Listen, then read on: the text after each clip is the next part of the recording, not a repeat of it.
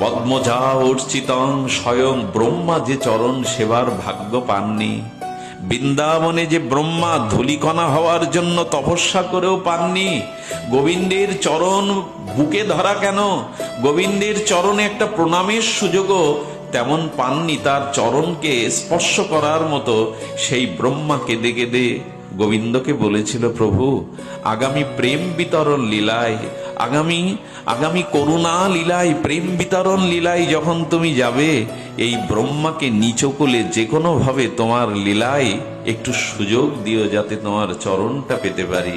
ব্রহ্মার বৃন্দাবনে গোবিন্দ চরণ বিধৌত করার, চরণ আশ্রয় করেও তার চরণ মস্তকে হৃদয়ে নেওয়ার, অর্চন করবার সুযোগ ব্রহ্মা পায়নি। কিন্তু গৌর অবতারে, রাধা কৃষ্ণ মিলিত কারুণ্য প্রেমঘন অবতারে তিনি কি করেছিলেন, ওই ব্রহ্মাকেই হরিদাস রূপে নিয়ে এলেন। আর হরিদাস কি করল, হৃদয়ে ধরিব তোমার ওরাঙ্গা চরণ।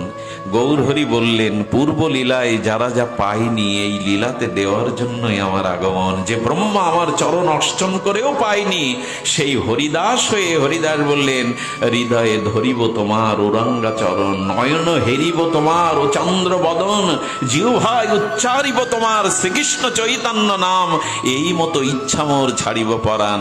ব্রহ্মা পায়নি, কিন্তু গৌর অবতারে রাধারানী